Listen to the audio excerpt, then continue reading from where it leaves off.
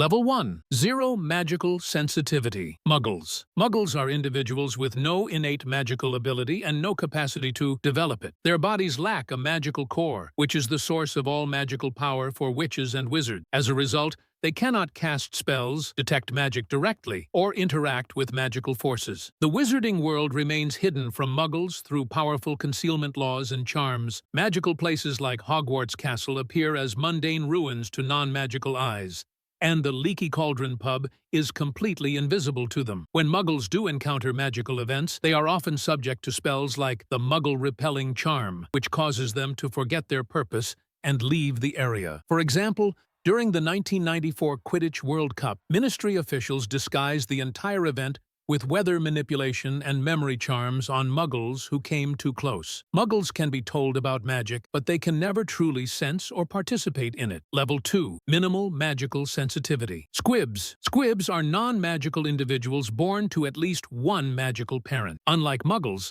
they possess a faint trace of magical essence that gives them a limited awareness of the magical world. This trace is not enough to perform spells, but it allows them to see enchanted locations, magical creatures, and artifacts that are entirely hidden from Muggles. Argus Filch, the Hogwarts caretaker, is a classic example. He can handle magical objects like the Marauder's map without activating the magical detection system known as the Trace. Another example is Arabella Figg, who could perceive Dementors well enough to testify about their presence at Harry's disciplinary hearing. While Squibs are a step above Muggles in terms of awareness, they are a world away from even the least skilled wizard in terms of active power. Level 3. Latent sensitivity. Pre-Hogwarts children. This is the stage every witch and wizard goes through before formal training. A child's magic manifests involuntarily, triggered by strong emotions, fear, or sudden need. This phenomenon is known as accidental magic. The ability comes from the child's inherent magical core, with stronger cores leading to more powerful or frequent effects. Harry Potter famously made a glass pane vanish at a zoo to free a snake. Neville Longbottom bounced unharmed after being dropped out a window, and Lily Evans could make flowers bloom and float in midair. In more destructive cases, latent magic can be explosive, as seen in the tragic case of Ariana Dumbledore. The Ministry of Magic monitors such incidents through the Accidental Magic Reversal Squad. At this stage, magic is a raw, untamed force, but its frequency and power often predict a child's future potential. Level 4. The Trained Wizard or Witch. Average Hogwarts graduate. This level represents the majority of adult witches and wizards. They have completed their magical education and can competently perform a broad range of spells. Their skills cover core disciplines like charms, transfiguration, and defense against the dark arts. They can reliably channel magic through a wand and use incantations effectively. Most at this level are capable of defensive magic, everyday utility spells, and moderate problem-solving. They take on roles as ministry clerks, shopkeepers, or Quidditch team staff. However, their skill level often plateaus unless they pursue advanced training or specialize. Non-verbal casting remains a challenge for most, and wandless magic is typically beyond their ability. Their magical knowledge tends to align closely with their school subjects, and they are unlikely to influence magical history through sheer power or innovation. Level 5. Exceptional talent and specialist witches and wizards at this level demonstrate extraordinary proficiency in one or more branches of magic. Their abilities extend beyond standard education, either through intense study, natural aptitude, or unique magical traits. They are not just users of magic, they are innovators. This category includes individuals like Severus Snape, who invented original spells and refined potion-making techniques. Minerva McGonagall is a master of transfiguration and a registered animagus, and Nymphadora Tonks is a rare metamorph magus able to change her appearance at will. These specialists often work in demanding roles such as aurors or curse breakers. They can perform non-verbal magic in high-stress situations and sustain complex enchantments. While their expertise may be concentrated in specific areas, their depth of mastery makes them incredibly powerful. Level 6. Legendary Magical Mastery. This final level is reserved for the rare few whose magical ability and influence reach the highest known limit. These individuals can reshape magical theory, and perform feats beyond the comprehension of most other spellcasters. Their mastery extends across multiple branches of magic, and they can execute wandless and non-verbal magic with the same precision as wand-assisted casting. These figures often become historical landmarks. Their presence in a conflict can turn the tide of battle, and their strategic use of magic includes overwhelming displays of power. Albus Dumbledore, for example, is a legendary figure for his mastery across multiple magical disciplines. Lord Voldemort's creation of Horcruxes and control of large-scale dark forces showed unprecedented skill, and Grindelwald was a master duelist whose influence spanned continents. Few reach this level, and those who do often define the magical era in which they live. Have you ever wondered how the characters of The Shawshank Redemption were truly imagined by Stephen King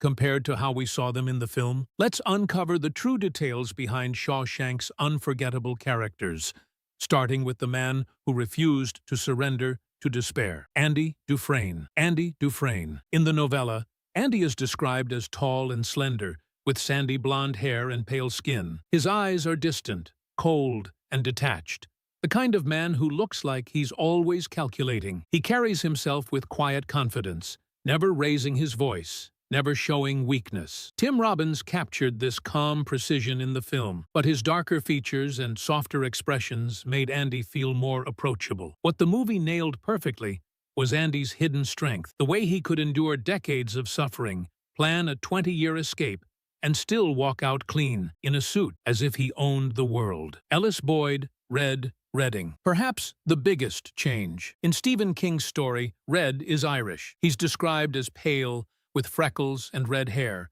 which is why the inmates call him Red. But when Morgan Freeman stepped into the role, the entire character was transformed. His voice, his wisdom, and his soulful presence turned Red into the film's moral compass. The nickname became a clever inside joke when Freeman says, "Maybe it's because I'm Irish." Freeman didn't just play Red. He became the voice of Shawshank itself. Warden Samuel Norton. In the book, Norton is a self-righteous man, obsessed with the Bible and morality, while secretly corrupt to the core. He uses scripture to control others, all while running Shawshank like his own empire. Bob Gunton's performance in the movie sharpened these traits into something terrifying. The cold stare, the strict tone, the Bible with the hidden key inside. In the novella, Norton's fate is left vague, but the movie gave him a dramatic and unforgettable ending, a suicide that symbolized the collapse of his false righteousness. Captain Byron Hadley. The book describes Hadley as the embodiment of brutality, tall, strong, and feared by every inmate. He's not clever, but his violence speaks louder than words. Clancy Brown's portrayal in the movie made Hadley unforgettable.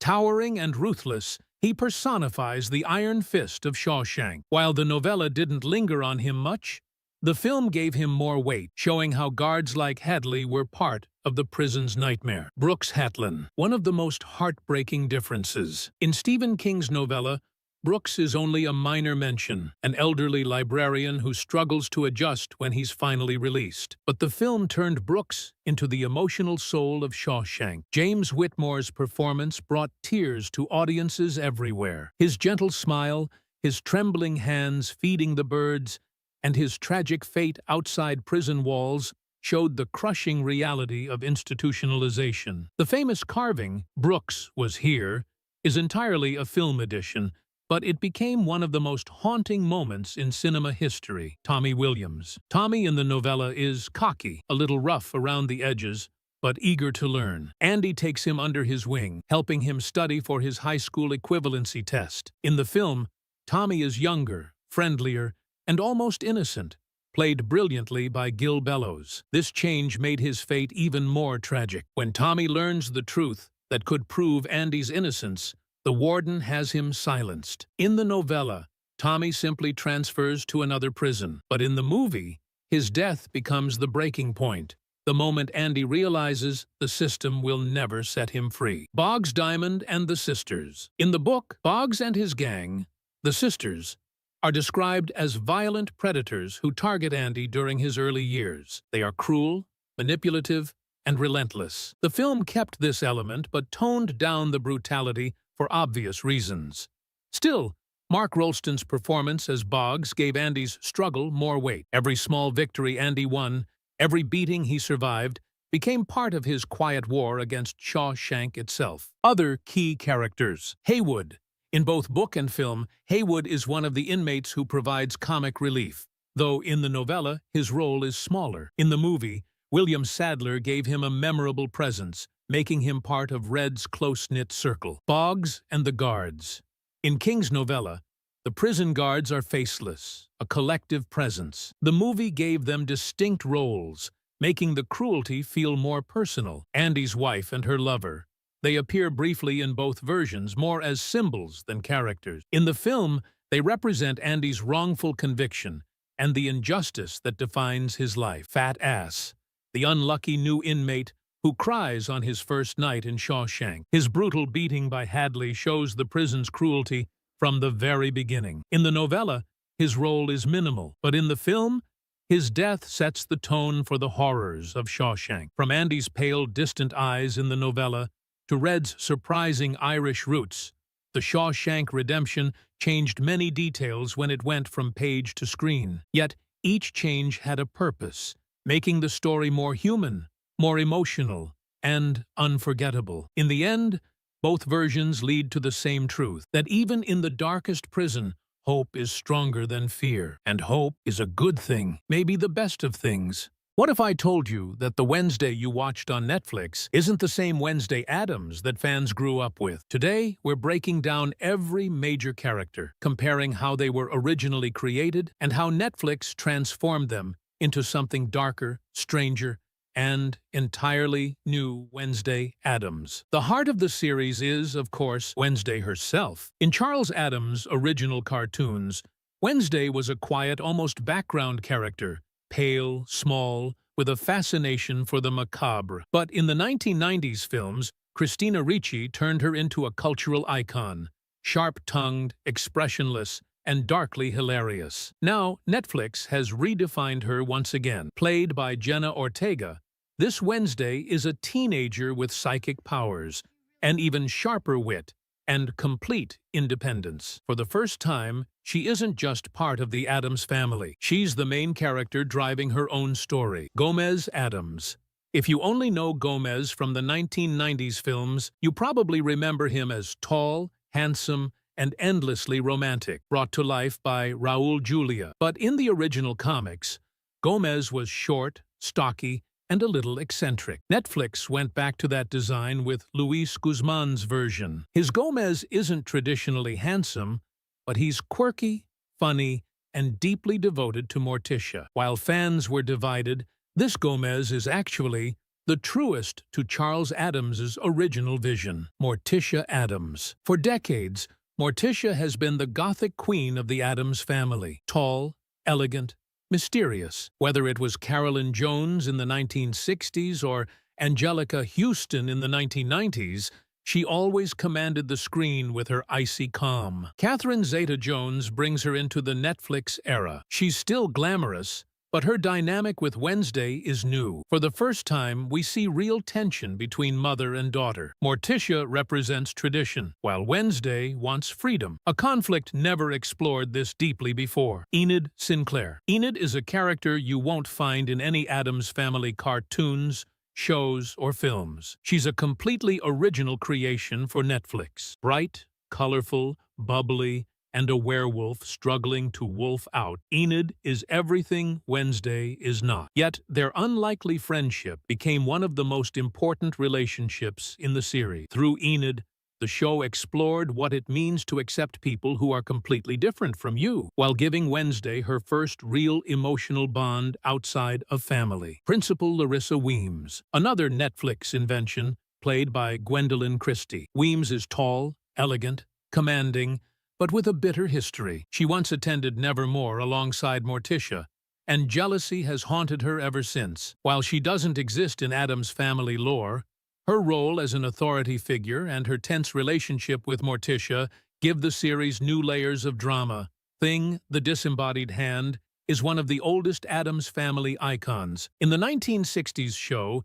he was just a hand popping out of a box. Netflix updated him into a stitched-up, fully mobile hand with more personality than ever before. He's loyal, expressive, and even heroic, stealing nearly every scene he's in. Thing is proof that even a classic character can evolve and still win over a modern audience. Pugsley Addams. Traditionally, Pugsley has been the plump, mischievous little brother, often the victim of Wednesday's twisted experiments. In the Netflix series, his role is smaller. He's bullied at school, and Wednesday becomes his protector, a reversal from the usual dynamic. Instead of tormenting him, she defends him, showing a rare, softer side of her character. Uncle Fester. Uncle Fester has always been one of the strangest and funniest Addams. Bald, eccentric, unpredictable. In Netflix's version, played by Fred Armisen, Fester only appears briefly, but his quirky energy brings comic relief at just the right moment. While fans debated his look, his appearance was a welcome nod to Addams family tradition. Marilyn Thornhill. Miss Thornhill. Perhaps the biggest twist of all. Christina Ricci, the original Wednesday Addams, returns,